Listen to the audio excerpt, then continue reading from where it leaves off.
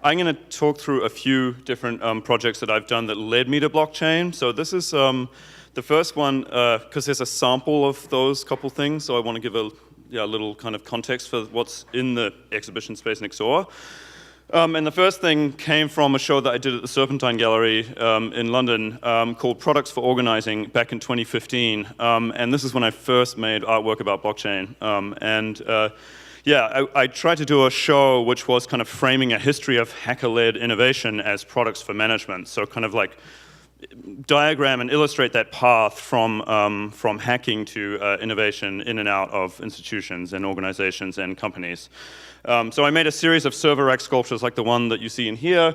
This one is to the hackathon, and I tried to kind of make that into a sort of a history of hacking in a kind of museum-style presentation. Hacking is kind of, as a way of working, I thought had been applied to many different contexts and systems and technologies. This was one to hacking the phone systems. And then there was one called a legitimacy hack, which was all about how a group of people who were in heavy loft industries spoke at the Senate, which I thought was an amazing moment, inside and outside of legally and commercial and state organizations. So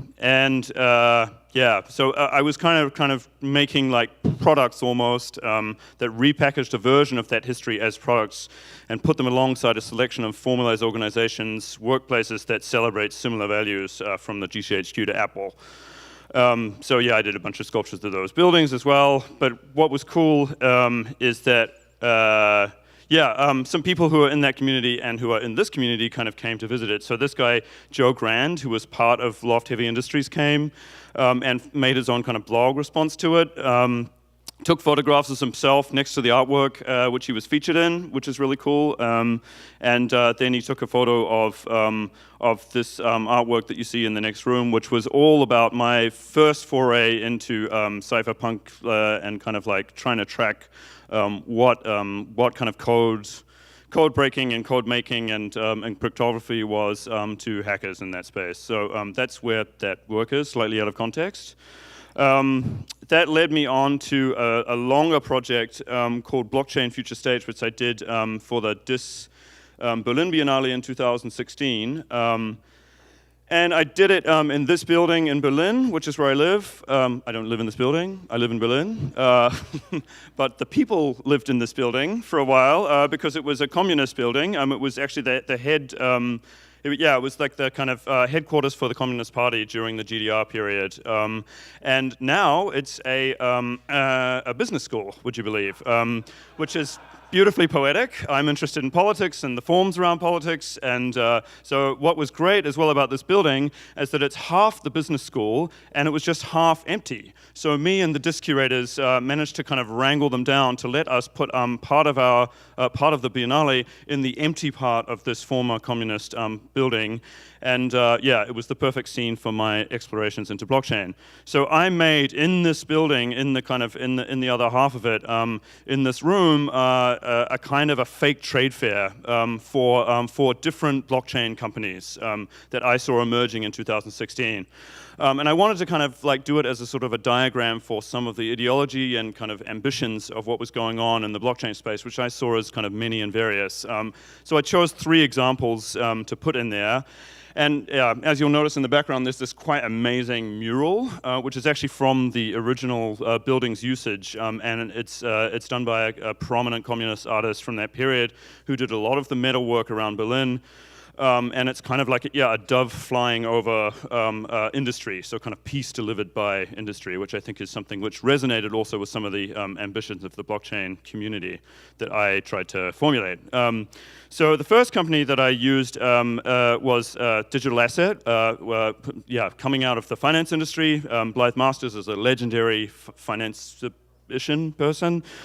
She was involved in many things, but worked for JP Morgan in the early 90s when they were kind of remaking and redesigning derivatives and stuff like that. So she was involved in securities and derivatives design. But she'd just kind of come out in 2016 to kind of like blow the blockchain space away. And I thought the potential for what she was doing was something like preserving and consolidating the current market structures, but kind of automating using blockchain. And the booth I designed for her kind of tried to sculpturally interpret that.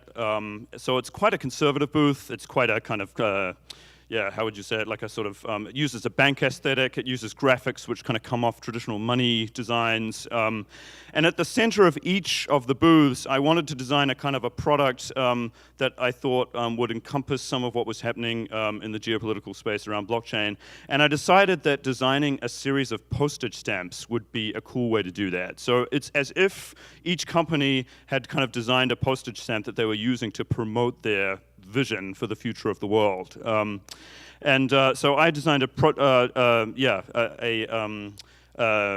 postage stamp set. To do this, I have to say, I worked with a really amazing postage stamp designer from Germany who was working on German postage stamp design, and her name is Linda Kentchev, and she blew my head away at the different conventions that are in postage stamp design, but we had a lot of fun doing it. And the postage stamp that we designed for Blythe was based on a very conservative postage stamp, which is obviously like the Queen's head, except this one came into, the head sort of makes a sort of centralized network diagram leading right to the Fed.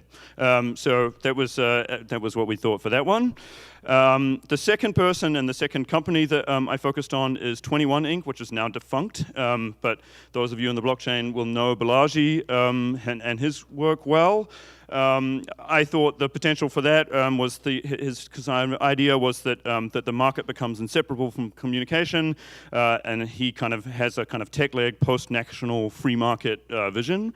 And there's lots of talks like the one here that he did, famous one at Y Combinator, talking about exiting the world and blockchain being Bitcoin actually being a big part of that. So yeah, Balaji's booth is a little more decentralized. It has a little more kind of like open space to it. It's a little more asymmetrical compared to the banking one, and the kind of graphic design is a bit more kind of street. And yeah, it has the kind of Bitcoin computer that he had there, and a bunch of kind of slogans that I distilled from his Twitter stream. So Bitcoin is a protocol that enables a true global free market, and when software eats the world, voice your dissent in the nationalist land below, or exit to the global technologist cloud above, which is something that you guys here will be knowledgeable about as well. And the stamp, was a kind of more jaunty, free kind of like looking thing where the cloud was formed by these blockchain computers over this part of the world, Silicon Valley. Free as in free market, another joke that people probably understand. Anyway, Ethereum was the third pick, and in 2016, I have to say, like, Ethereum wasn't so prominent as it became after that, and certainly the value wasn't so prominent. Lots of jokes about how much it cost me to make this exhibition compared to if I just bought Ethereum at the time. We won't go there.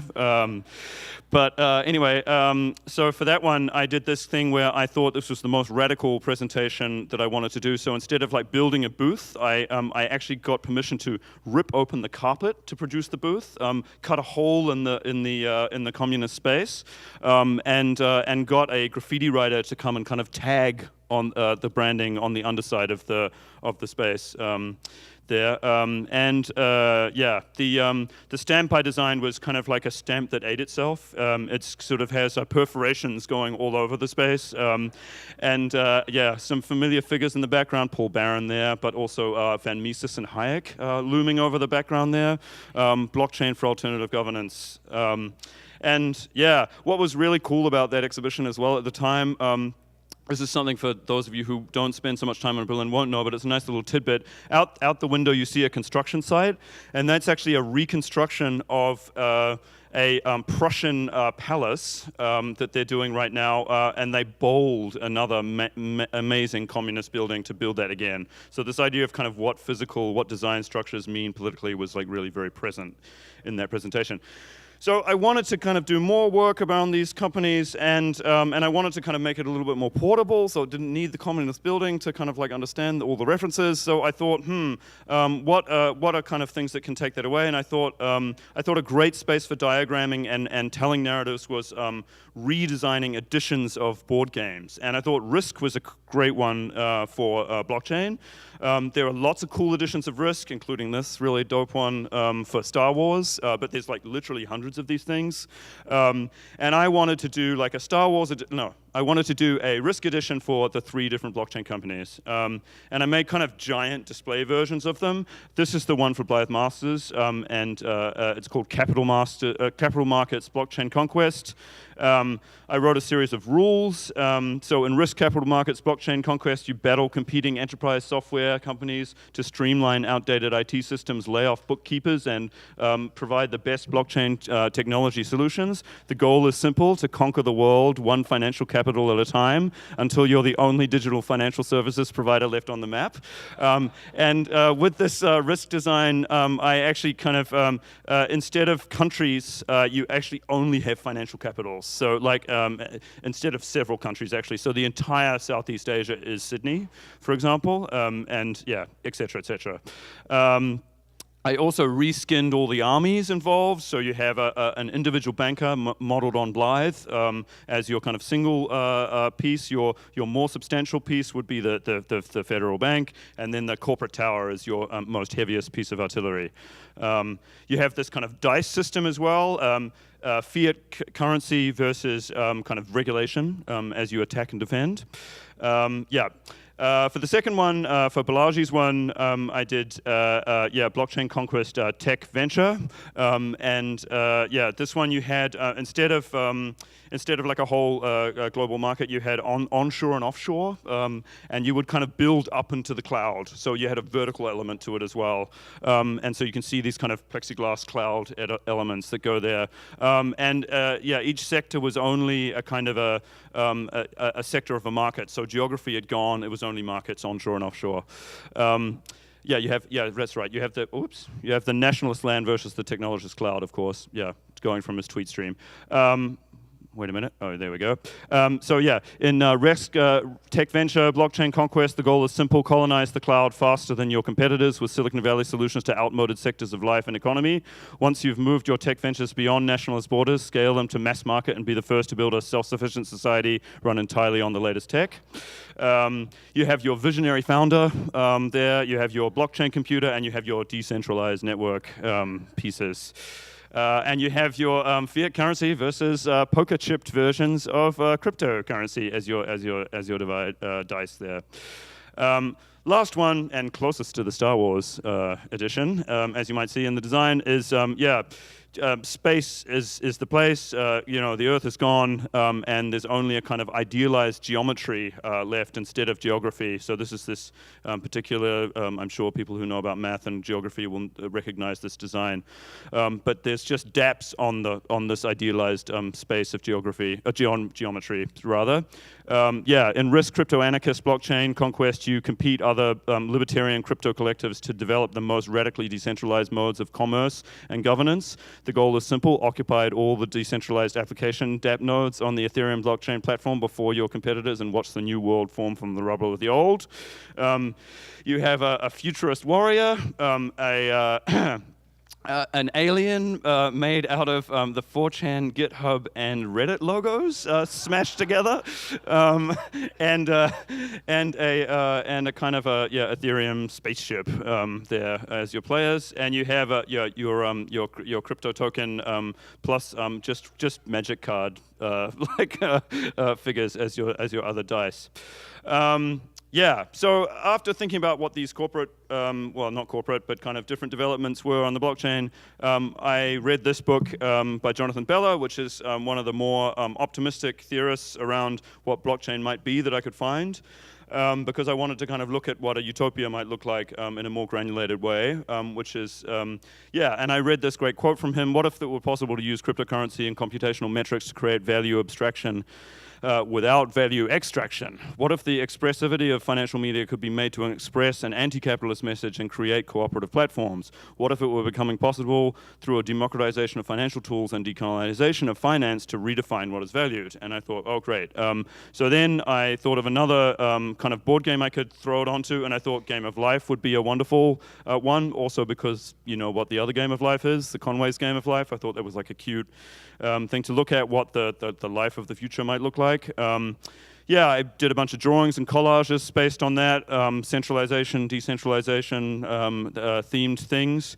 And I came across this Yeah, computer network protocols from Computer Magazine 1979, which is something that comes across a lot, but it looks a lot like the board game design for Game of Life. So in my collage for this, I kind of overprinted the two, and that's what you see out there in the space as well, except I did a couple of different versions. So this is the ideal decentralized post-scarcity future of the crypto governance fantasy board game version of Game of Life.